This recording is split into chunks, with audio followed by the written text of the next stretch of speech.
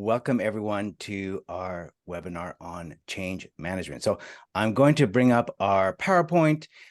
Just as I'm doing this, I'll ask everyone to have, I'm sure you've got pen and paper ready to take notes or a document to take notes, but I would like you to have pen and paper. We're going to do a little activity a little bit later on. And so I want everyone to be able to be ready to participate in that activity. So let's just bring up our deck. And then we'll do some introductions and explain what's going to happen here in our presentation.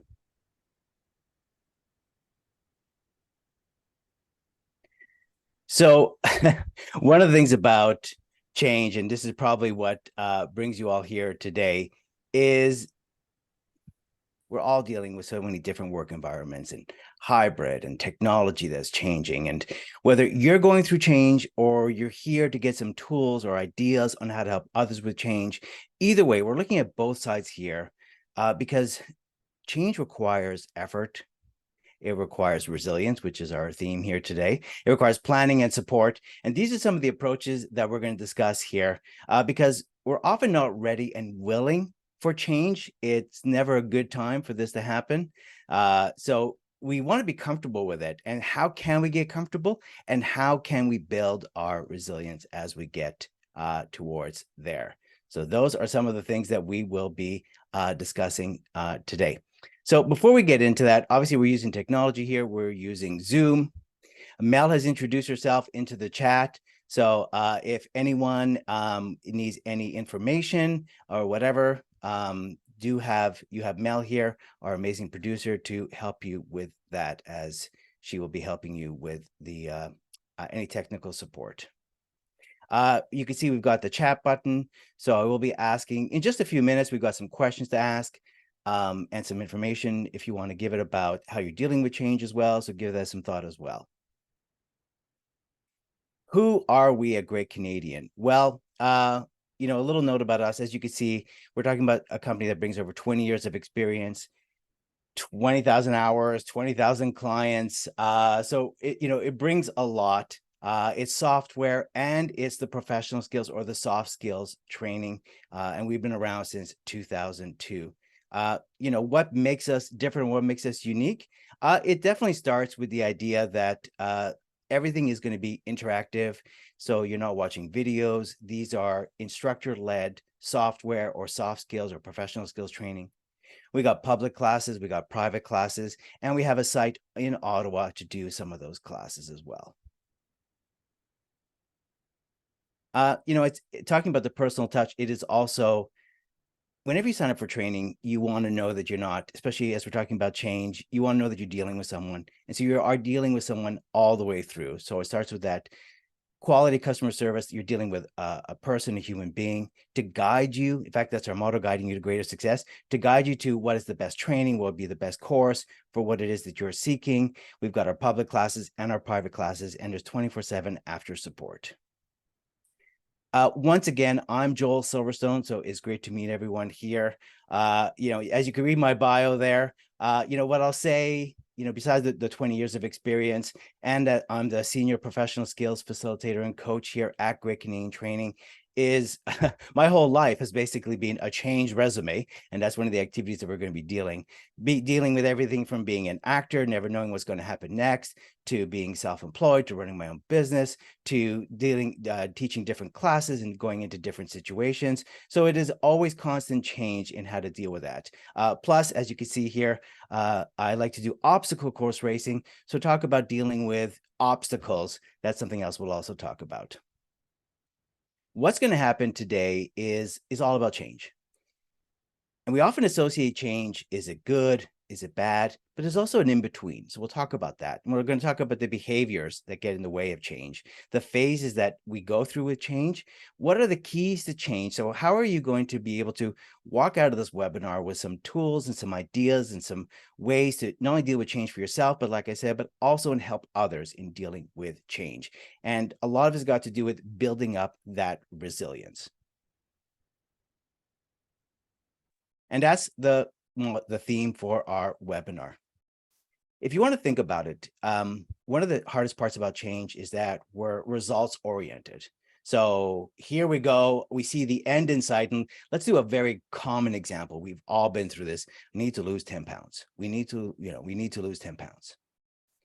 And I'll exaggerate here, but if we don't lose those 10 pounds in a week, we just kind of give up. And I'm exaggerating here, but I think we can all relate to that feeling that we're just not seeing that progress towards our end goal, towards our result. But really, change is about those small steps that you take along the way and the small wins that you have along the way. So celebrating those small wins. So maybe those wins might be, I'm eating healthier. I'm eating out less. I'm saving money because I'm eating at home instead of eating out. I'm exercising more. I went for a walk today. I got some fresh air. I got out of my chair. I have more energy. So it's all about celebrating those small wins versus being focused on the big results. And that's going to be a big theme as we go through the ideas of change. So if you could get ready, have your chat box ready. I'm going to ask you a few questions about your thoughts on change, and let's just see where everybody's at. So when you think of change, what comes to mind? And be ready to type in the chat A, B, C, or D. So number one that comes to mind, well, change, that's exciting. Really excited about change. Love change. Really exciting. B, I'm uncomfortable with change. C, toll booth. And this is my dad joke. When I think of change, I think about putting the change in the toll booth. I don't know if that still exists. And then there's the combo. I'm anxious, or I'm scared, and I'm excited. So put into the chat which one it is for you. And let's see what we've got here. So we'll wait for some of the answers to come in. So we've got Alexander, for you, it's uncomfortable. Donna, D, scared and excited. I love that. And then other Donna with a W, exciting. Oh, that's great. Michelle Cannell, D, scared and excited. That combo. Libertona is scared and excited. Robert, scared and excited. And Jeanette, scared, excited. Bobby, scared, excited. And Rhonda, scared and excited. And Broad K, scared and excited. So if without even doing a poll, if we do an informal survey, we've got that combination of scared and excited. And I think scared is even a big word, maybe just the word of like anxious, because change is uncomfortable. We don't have the answers. We don't know what the end result is going to look like. And that's why we want to focus on the small steps. As we're thinking about change, let me show you a picture here that it's hard to believe that this was very commonplace for those of you that can still remember this, and that would be a typewriter. So if we think of technology, a typewriter was so common for so long, or even a fax. You would just fax it to me before we had emails or messaging, and we would just think that was so common. But would we use a fax now? Sometimes people do, but would we use it now? But more importantly, would we use a typewriter now? So we are creatures of comfort. We seek what we know, and we somehow manage to evolve from everyone using a typewriter to be able to use new technology, such as a computer. But maybe this has happened to you with new technology. First off, that's probably one of the biggest changes we're all dealing with right now, obviously, is technology is changing at such a rapid pace, it's hard to keep up. But let's just start on a one-on-one level here, and just think about, you've received a new laptop.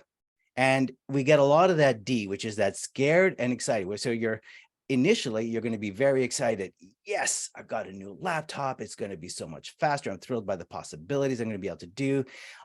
So much memory. This is so exciting. I'm stimulated by the idea of now working differently. Oh, there's so many apps and so many tools. And then all of a sudden you actually get it, you open it and you go, ugh, oh my goodness, this is harder. Where's this, where's that? And if you went from a Mac to a PC, or a PC to a Mac, or your computer was out of date and there's a new system. Just the other day, someone was saying, oh, I don't know where this is because the system just updated. So all of a sudden the fear comes in. What was all very commonplace. And how many of you, and if you want to just put in the chat, yes or no, how many of you have maybe just gone back to the old computer, even though it was slower, just to maybe finish a couple of tasks that were there? So just put in the chat, yes or no, if you've had the situation where you had the new computer and you maybe went back to the old one just to finish a couple of things because it was familiar, even though it was slower.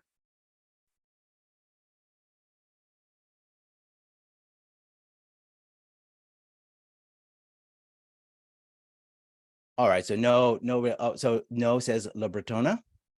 No, old one generally broken work, haven't updated yet. All right, thanks, Jeanette. So for a couple of you, we're getting a lot of no's, haven't gone back to the old computer. So you're already a huge step into making the change. That's fantastic. Because studies show that 50 to 90% of our activities are habitual. So if I ask you what you had for breakfast, you probably would say the same thing that maybe you've been having breakfast forever. We are, again, that's why change is so difficult, because we get into a comfort of what we know and what we do and how we do it. And the example here of brushing your teeth is that we can create new behavior. So if you are right-handed and you brush your teeth with your right hand, if you brush your teeth with your left hand, maybe within 30 days, that would also become a new normal, but at the beginning would be very uncomfortable. And that's where we're at with change. So speaking of change, let's do an activity here together. And you don't have to turn on your screens or anything, but like I said, if you have your pen and paper, let's do this activity together. And it's going to take about 10 seconds, so it's a quick activity. So what I'm going to ask you to do with your pen and paper is to draw a house. I'm going to give you 10 seconds. Draw a house. 10, 9, 8, 7, 6, 5, 4, 3, 2, 1. All right, pens, markers, pencils, crayons, whatever, put them down.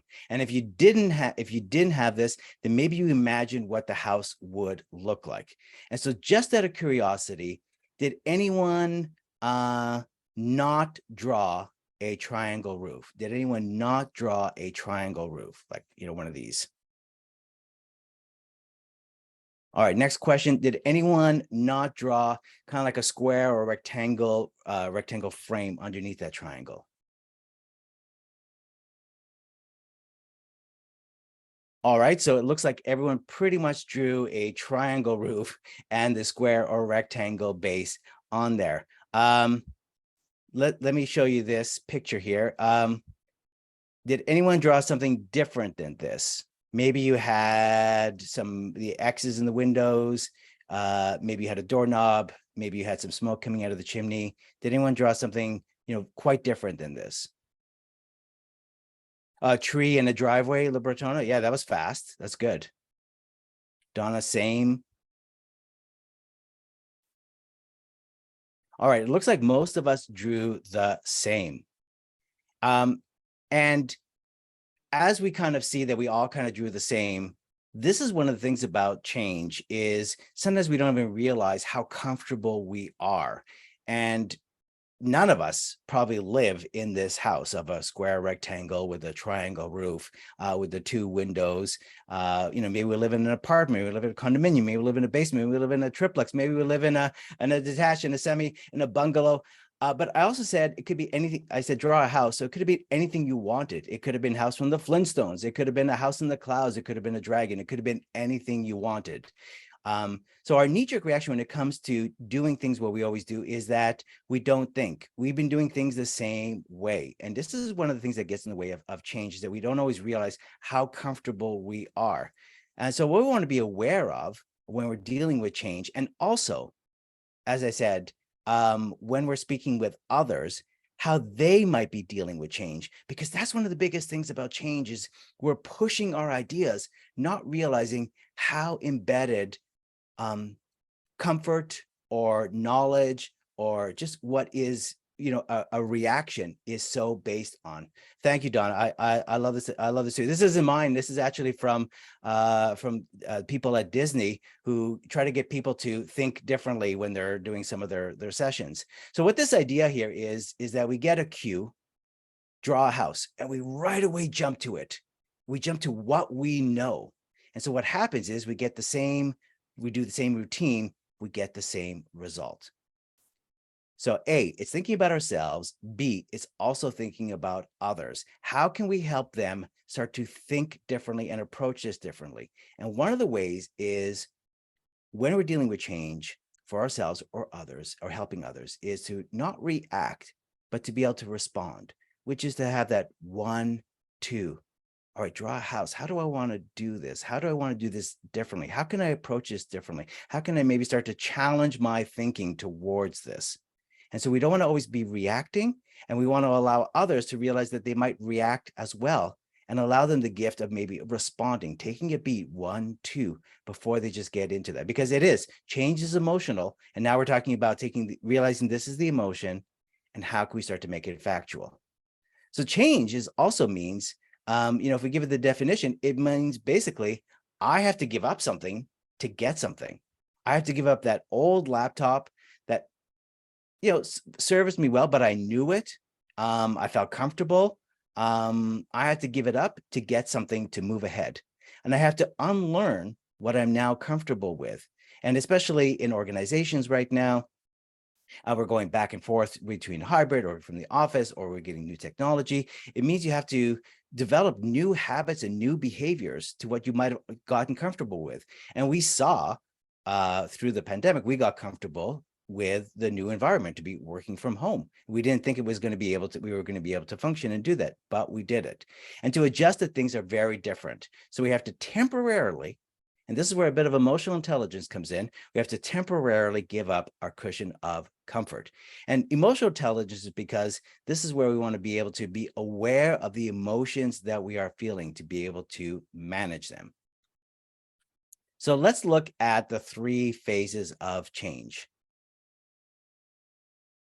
So with change, we've got our current, we've got our transition, and we've got our future state. Let's just take for an example, something we can all relate to, moving day, that you're moving September 1st, let's just say.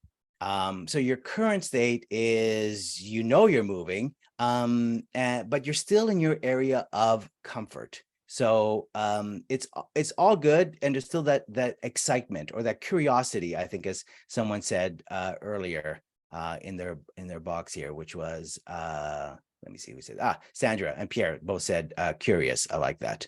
So oops, sorry. Let's go back to our stages here. So within that, we've got now our idea of stress that's happening, because now the moving date is getting closer. So the stress starts to build that the transition is becoming real. And then the anxiety comes in here, where we go from transition to that future state, which is, I packed up all my stuff. The moving truck has come. I've now moved from the transition to now the future state. And you start thinking about, is the school nearby? Is public transportation walking distance? Where's the grocery store? Where's the coffee shop? Where's the library?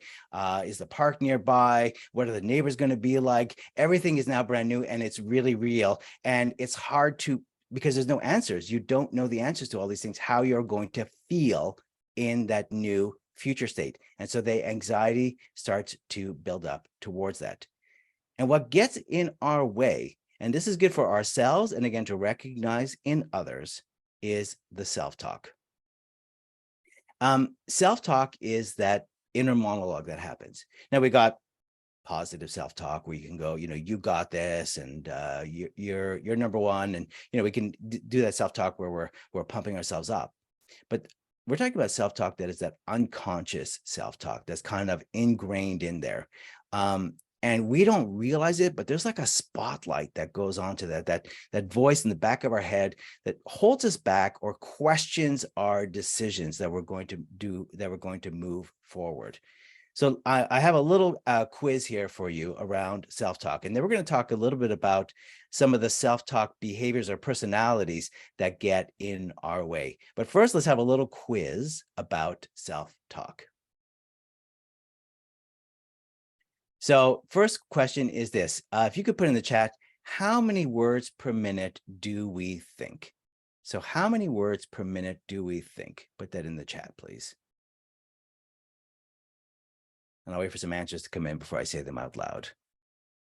So how many words per minute do we think? Approximately? Some of us are a bit faster, some of us are more deliberate.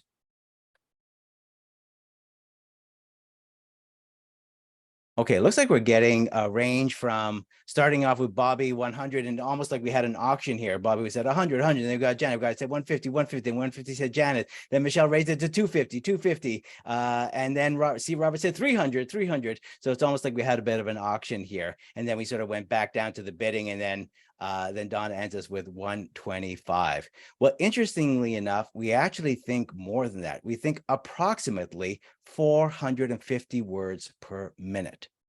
That's how many words are going on in the back there. So if we could think all of these words, now my next question is, how many words can we say per minute? How many words can we say per minute?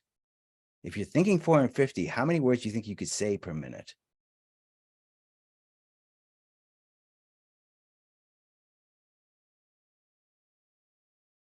So put it in the chat. We're getting that, yeah, 200, 125 to 200. And those are pretty good guesses because it's like right in between that. It's approximately 150 words. Obviously, we know some people speak faster, some people speak slower. But that means, and again, I'm not a whiz at math, but I think I can figure this out. That means there's about 300 words per minute that are constantly in the back of our mind that we are maybe not consciously able to capture.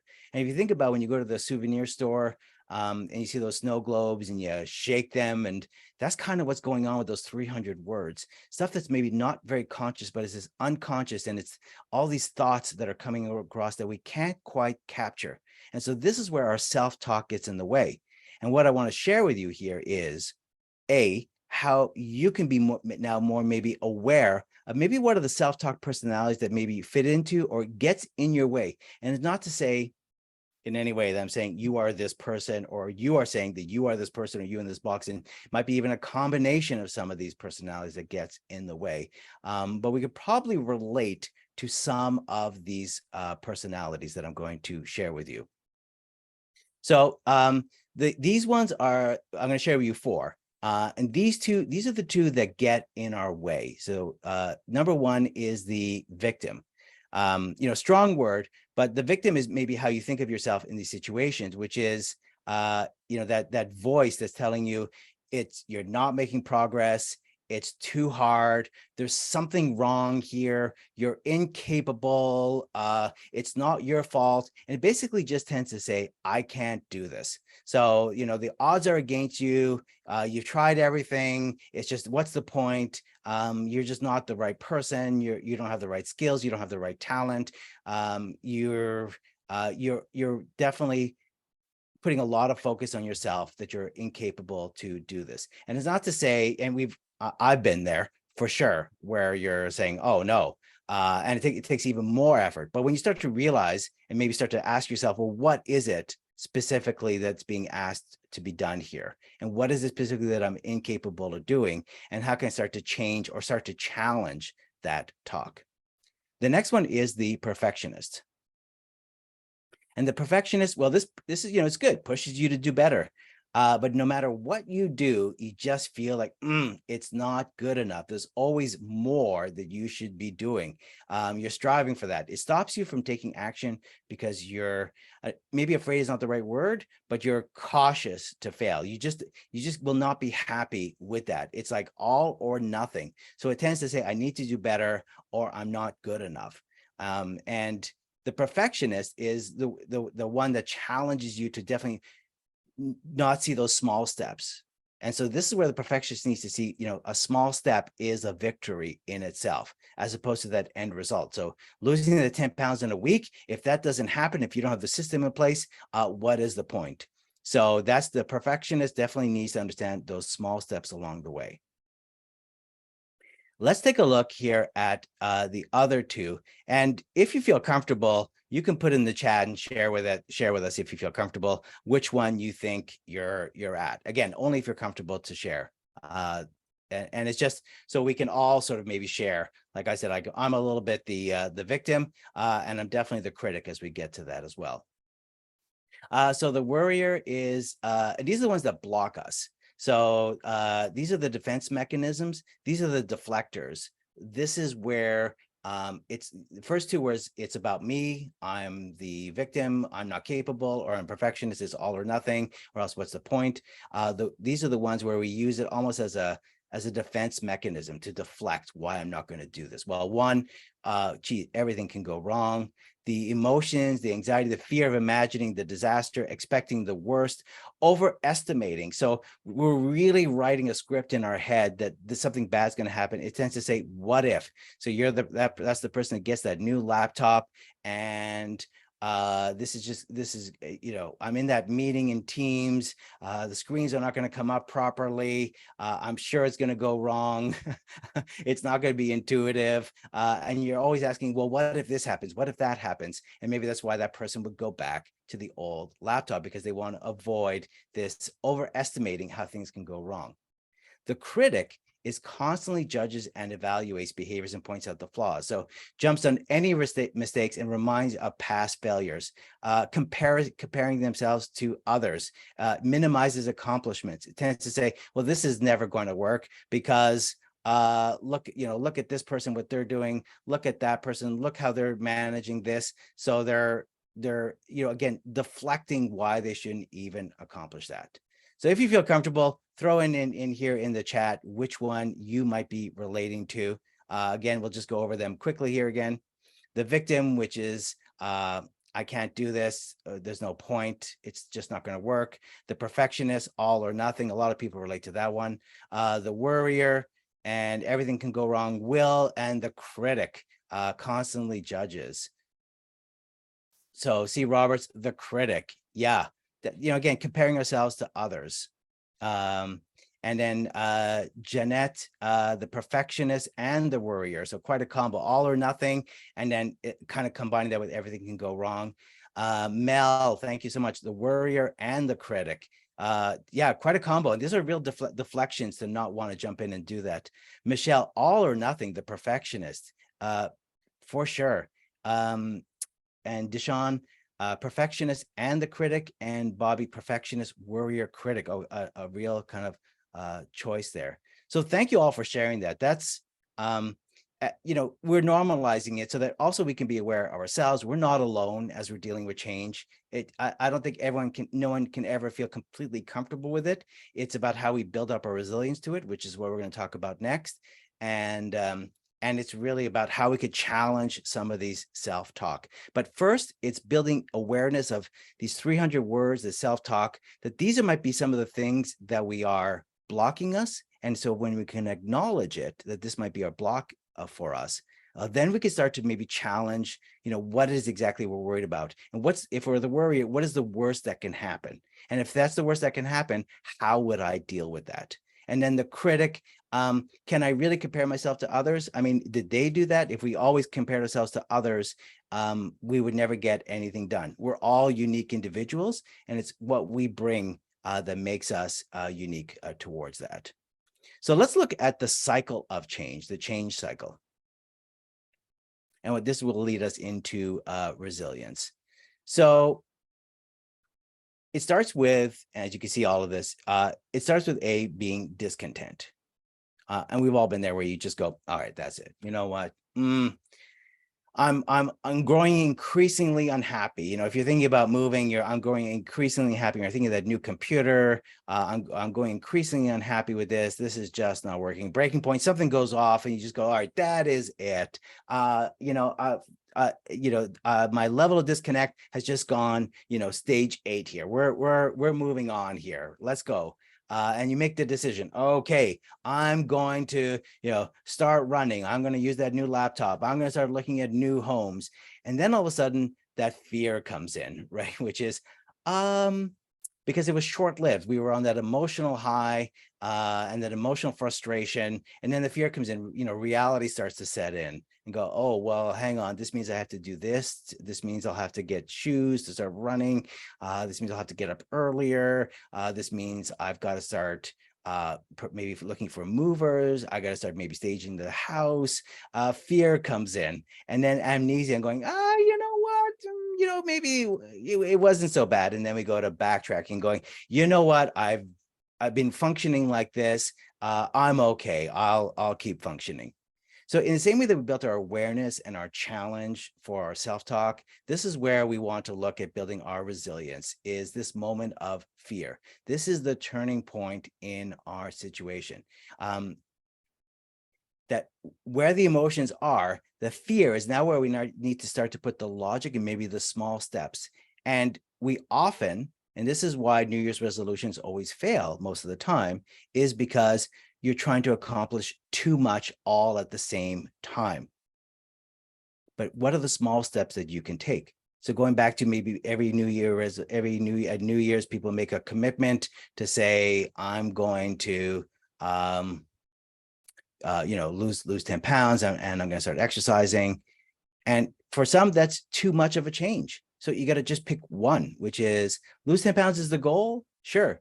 But let's just start with exercising before we start with diet. Let's just start with just trying to create exercise, because when you're trying to do exercise and diet, it's too much going on at the same time. So this is where we want to go. What are the small steps that I could take along the way to get there? And that's how we want to build resilience. So how we're going to change the script is the more resilient you become, the less of an impact each of these events has on your mind and body. And when you make that decision, when you're able to have that decision with yourself, that's when you can start to do that. And here's the key point to all of this, is that when we want to make change, it doesn't work when we are pushing ideas, whether we're pushing ideas on ourselves or pushing it onto others. The more we push, the more resistant they become. When people want to make change, it's important that people feel that they have a choice in doing that, even if it's a small choice. So if it was, for example, all right, it's you want to hit lose that 10 pounds. Okay, what do you want to start with first? Do you want to start with exercising, or do you want to start with diet first? And right off the bat, they are much more engaged versus, okay, if you want to lose 10 pounds, you need to start exercising. You need to start dieting. Here's the plan. Here's what you're going to do. And push, push, push, push. They have not felt empowered to make the change. So if we want to make change, we have to feel empowered that we've got some decision making in it. And if you want to help others, you have to help empower them with what are the small steps that they can do, and giving them choices in being able to do that. So our keys to change are this. Then we want to be able to inspire, to reframe, and to support. So inspire means that we want role model optimism. We want to make the benefits real, and we want to empathize, to connect and validate. And even if this is for yourself, the benefits have to be real along the small way. So again, if it's just, I'm going to sleep better as I'm on my way to losing those 10 pounds, or the new technology, I'm going to have maybe one tool that's going to make using documents even faster. And you have to empathize with yourself in the same way that you would empathize with a friend or a family member. And then to reframe that, which means asking those questions to uncover the root of the resistance. Why? What is going on there? Why are they resisting that? And also yourself. What, for example, your self-talk, is it that the worry that's getting in my way? Where does this come from? Is it the perfectionist? Where, was I always a perfectionist? When was I not a perfectionist? And then identify the opportunity to start to be able to challenge that. And then in our support, it's to be, again, constant communication, helping build that resilience, and, for example, setting up a peer group. So a client that we worked with was, for example, was really smart, was because they created something called the ambassador program within their organization. And the ambassador program was, the sales force was going to be using a brand new technology. They were going to be having to input more information onto like tablets when they had their sales meetings. So it felt very onerous, felt like a lot of work to the sales teams. Plus they had to use this new app to be able to input all that. So what they did is, before they said, here you go, figure this out, off you go, they created something, the ambassador program. People within the organization, not managers, but people within the organization who liked this idea and could help others going through the process. So not just an IT department being bombarded with questions, but the ambassador could help them to also, and the biggest takeaway for them was communication. Was, again, not to just push it, go, this is going to be great, you're going to love this is awesome, you're going to love this tool, but to exactly go, tell me what's going on, what's holding you back from this, to empathize. Absolutely, that is challenging to be Now take that extra 5-10 minutes after the meeting to input the information. So to just let them know they felt heard and understood, and help them with those small steps along the way. So that peer group, that communication, that empathy was really good. All right, with your pen and paper, or if you've got a document up, let's do a little activity that you can do for yourself, and you can also help others with it. And it's called the change resume. So the change resume is this: looking at 3 big milestones or big events in your life. So you got your education. And when I say education, this could be your youth. It doesn't have to be your college education or your high school or secondary. It could just be, your youth. Your professional life, your career, your job, and then your adult life, maybe on your more personal side. And there's 3 boxes that you want to do. So you want to identify, did it happen to you, or was it self-initiated? So in education, maybe you went to a new school, for example, so it happened to you. You didn't initiate that. Describe the situation or the change. It was a brand new neighborhood. It was brand new people. There was brand new courses. There was brand new teachers. And identify anything that good that came out of that as a result of that. Well, I discovered that, and for myself, I could say I was going to like an art school, and then I went to like a really big high school, and it was really intimidating. But what I discovered was, because of the art school, we didn't have any fitness programs. I discovered I was pretty good at playing football, something I never would have thought. And it was like, that just gave me some confidence, like physically, for someone who never really did any sports. So that was a real positive. So something that seemed really scary or anxious or brand new did that. So write this down so that you can do this activity afterwards, which is, you got your boxes on the left: education, professional, out of life. Pick one moment, whether it happened to you or self-initiated, describe the situation of the change and what as a result came out of it. And what this does is that we start to realize we've had many moments in our lives where we didn't consciously realize that we really were very good at building resilience and getting comfortable with change.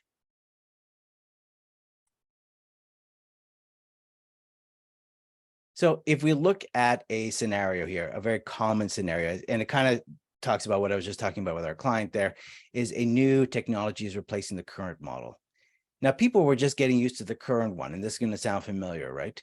But there was a lot of negative feedback about the old one. And people would say, oh, you know what? It was not intuitive. It was slow. I can never find it. There was too many pages. Hey, good news. This new system should resolve those issues. And that's what you've been told, right? This is going to be really fast, no lag time, more intuitive search, full-time IT help. Well, this is something that where people feel that they have been pushed onto this idea. So they have to accept this idea. So this is where we, again, looking at ways that, if you're the one on the recipient of this, okay, looking at my change resume, I know I've got the confidence in dealing with that because I maybe did one thing that was different. The football was a great example.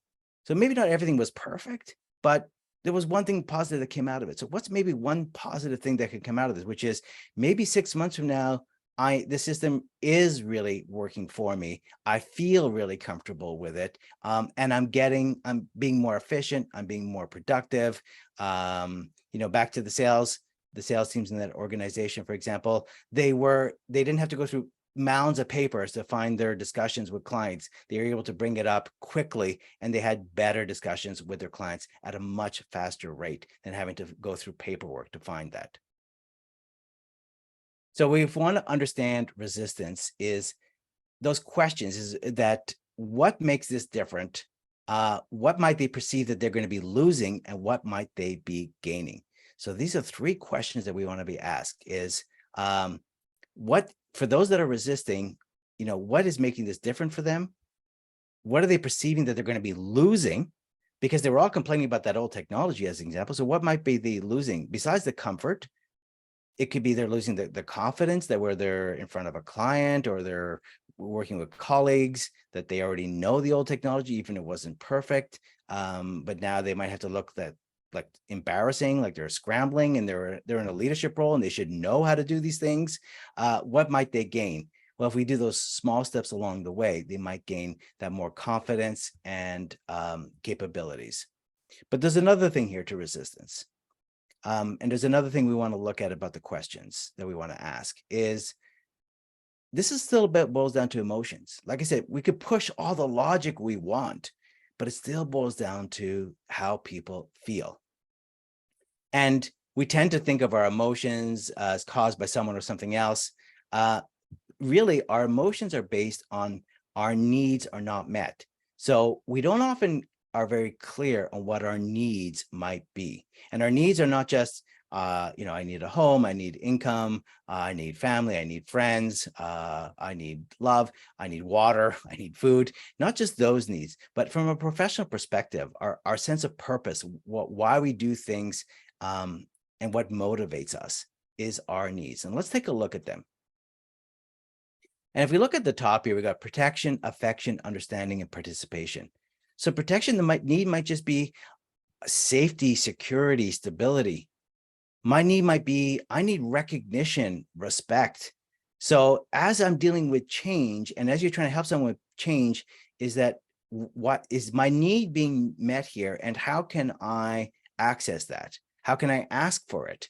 That I need that, or I need understanding, I need the knowledge. So for example, that new technology, for me, it's really important that I understand it completely, or I need participation. And that's a big one for change. People need to feel that they are somehow involved in these decisions and it's not being pushed upon them. Some other changes that could come on is that the idea of people are looking for challenge or growth or inspiration, stimulation. Some of you said at the beginning, you're excited by change. And so creation might be something that's very important to you. You love the idea of challenge. You love the idea of growth. You love the idea of stimulation. Some of you tie into your identity, the meaning, the purpose, the self-expression, your brand, so to speak. Or this is affecting your freedom, that you have autonomy, choice, or independence. So those are really when we're asking our questions, these are some of the things that we want to be aware of ourselves or asking others. And so as we go through this again, the three keys to the change is that, A, we want to role model optimism, and we want to make the benefits as real as possible, even if it's the small steps along the way.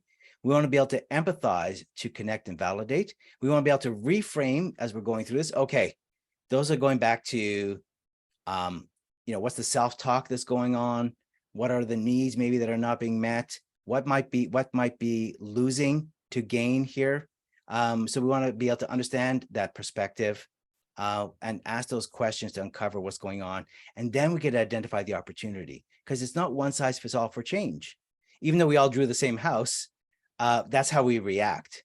But what's underneath that reaction? And then the support, which is so important. The communications that help build the resilience, and to set up the peer group as well, are some ideas that we can do that. But the support is really important. So as I say all this, I'm going to take some questions from you. So give you a chance to think of some questions. And as you're thinking of some questions, I also want to let you know about some upcoming webinars that we have coming up. So on July 12th, it's if you're working with a government agency, then this is a great webinar for you on organizing training. Also, those bite-sized computer basics. There we go, dealing with change. And, Excel, custom data visualization, Impress for success. So those are some of the webinars that we have going on. But as we talked about change, I also want to bring your attention to our couple things. We've got our podcast, which Mel is going to put the link into the chat. And I'm the host of the podcast. And so we've got a great episode there that is talking about change. And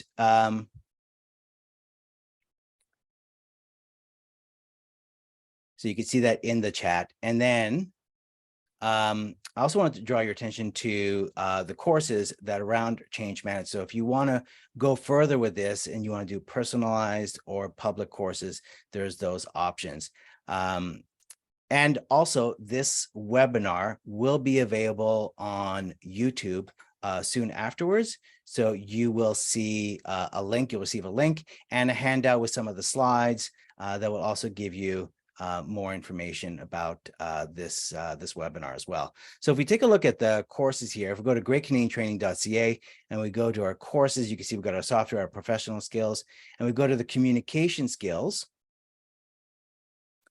And you can see all of our communication courses, but let me just bring you down here to this one right here, to our change management course, change and how to deal with it. So this is where you might bring your examples and get a chance to practice this. And we've got our public classes and we've also got our private classes that you can do that. So here's our public classes, and you can see our schedule when they're coming up next in November, and then there's March. But if you want a private class or you want to have a public class sooner, I'm sure that we can arrange that. And again, it could be done virtually or it could be done in person, depending on what you want to do. And then we talked also about uncovering the root of the resistance. And we talked about emotional intelligence. So that's another course that I strongly recommend that often goes in really well with change management, which is right here, emotional intelligence, the path to professional success, and just how to manage your own emotions, but also to be aware of how to manage the emotions of others. And that also ties in with communication skills, how to make someone feel comfortable in how you're asking that, and how to get what you want in a way that's collaborative and maintains mutual respect. So let's go to the questions.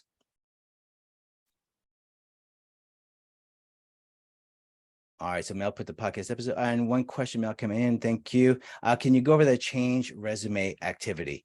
Yeah. So the change resume was looking at 3 key phases of your life, and you can add more. Like this is just the idea of looking at your youth, your professional life, your adult life, and your adult life could be anything that you've done: joined a new community group, started a new activity, made new friends.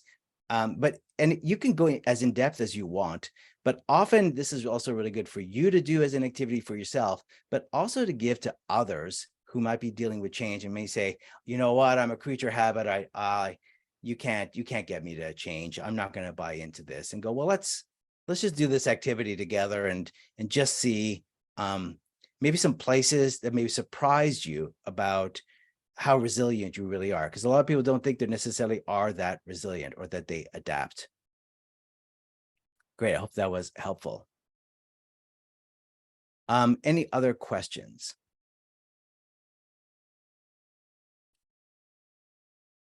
I'll just give a second here for awkward silence. And then Mel, what's one thing I can do in dealing with change? Yeah. One thing, and I've repeated throughout this, is you want to have a choice. You want to feel that you are the one making the choices or helping others in that they have a choice, and not focusing on that end result, but focusing on the small steps that they feel that they can control. Because that's the scary part about change. We don't know what the end result is actually going to look like. And we're so focused on that it's no way it's going to happen soon enough. But let's look at celebrating the small wins along the way, and then giving that person going, do you want to do A or do you want to do B to start?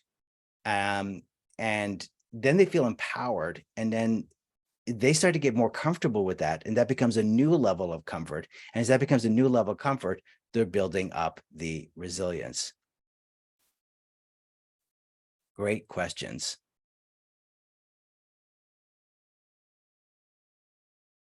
All right. It looks like that might be the end of the questions. I'm not going anywhere, but if there's more questions, please put them in the chat. Thank you, Robert.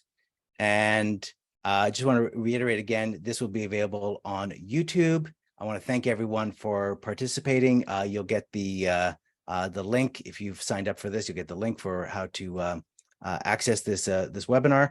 You got the podcast that you can obviously download and listen to a little bit more about change. And I think it's a short episode as well, reiterating, but also having some other ideas about dealing with change. And thank you all for your cooperation and participation in this. Some great answers, so I really appreciate that. So I thank you very much. Mel, any final notes for our audience? No, just keep an eye out for your email. I'll be sending that later this afternoon. So yeah, thanks for coming. Perfect. All right. Thank you so much, everyone. I really appreciate that. And best of luck with your change and going from resistance to resilience. I'm gonna close the room. All right. Thank you. Thank you very much, everyone. Thank you, Alexandra. Thank you, Rhonda. Thank you, Donna. That's great.